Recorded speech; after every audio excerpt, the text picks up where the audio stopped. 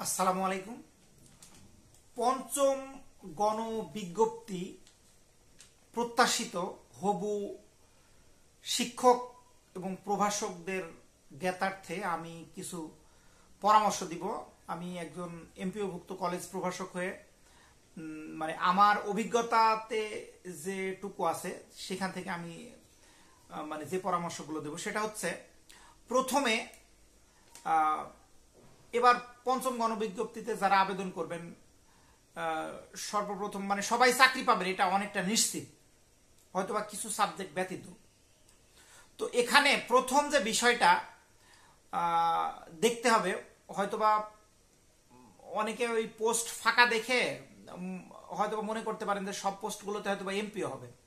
এখানে কিছু পোস্ট আছে হয়তোবা এমপিওতে একটু ঝামেলা হলেও হতে পারে। অনেক সময় প্রতিষ্ঠান প্রধান হচ্ছে বুঝে দেয় না। তো এই জন্য অন্তত প্রথম যে 10টা বা 15টা চয়েস দেবেন আপনারা, তারা একটু খোঁজ নিয়ে নেবেন যে ওই 10টা 15টা শূন্য পদ হচ্ছে এমপিওতে কোনো ঝামেলা আছে কিনা। তারপরে দ্বিতীয় যে বিষয়টা হচ্ছে ভাবতে হবে সেটা হচ্ছে যে আপনি কোথায় আবেদন করবেন। হয়তোবা ম্যাক্সিমাম সব হচ্ছে এলাকাতে, মানে নিজের গ্রামে বা আশপাশে হচ্ছে করার চেষ্টা করে, হচ্ছে আবেদন করার চেষ্টা করবে। তো এইটা করার পরে তারপরেও এখানে কিছু কাহিনী আছে। অনেকে আবার সরকারির একটা বিষয়ে চিন্তা করে।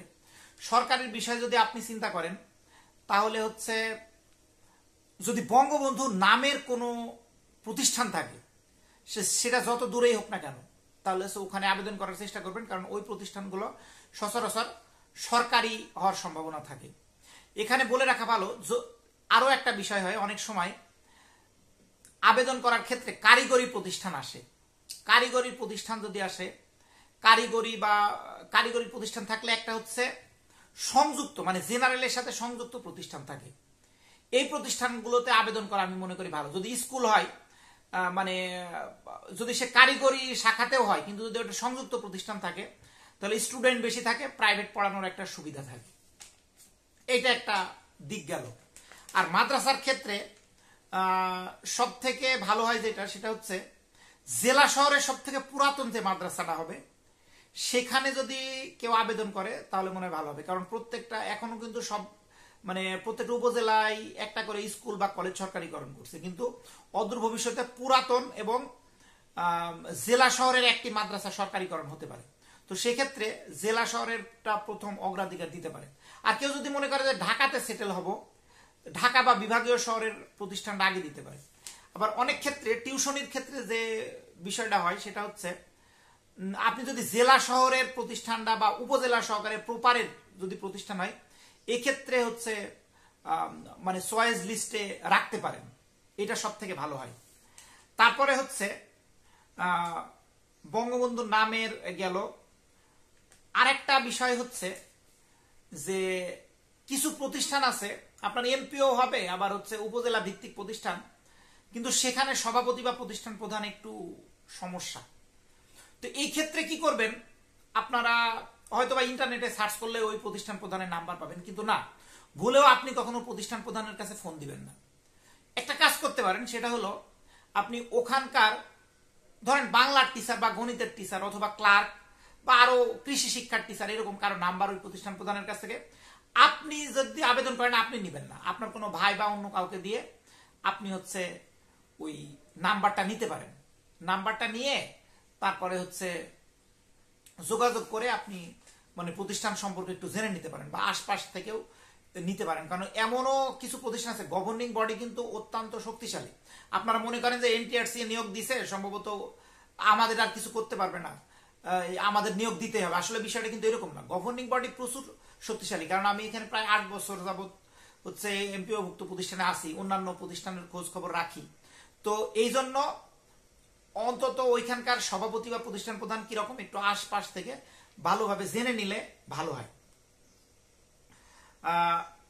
তারপরে হচ্ছে আরেকটা লাস্টে যে অনেকে যে কাজটা করে সেটা হচ্ছে,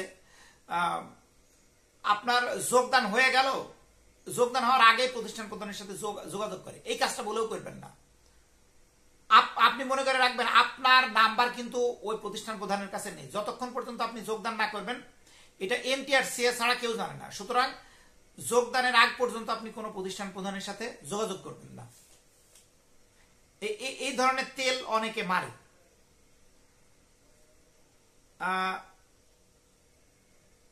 মোটামুটি আমি বলেছি।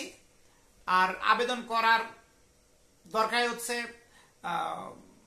আবেদন করে ফেলেন, কিন্তু অনেক বুঝে শুনে তারপরে হচ্ছে সাবমিট করবেন।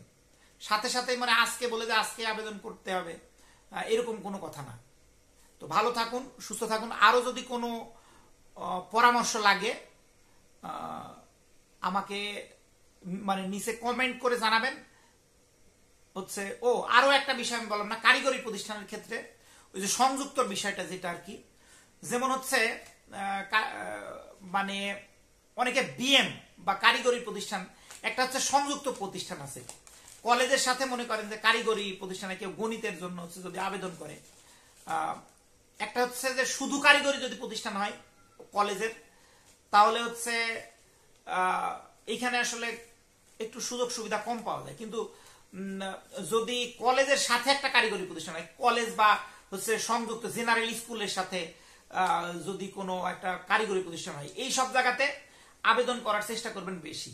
যেমন আমি বলি, একটা কলেজে যদি হচ্ছে মনে করেন বিএম শাখা আছে আর ওর সাথে জেনারেল শাখা আছে, আবার অনার্স শাখাও আছে, আপনি চাইলে মানে ওই যে জেনারেল শাখার যে সুযোগ সুবিধা, মানে ওই সকল সুযোগ সুবিধা কিন্তু আপনি নিতে পারবেন।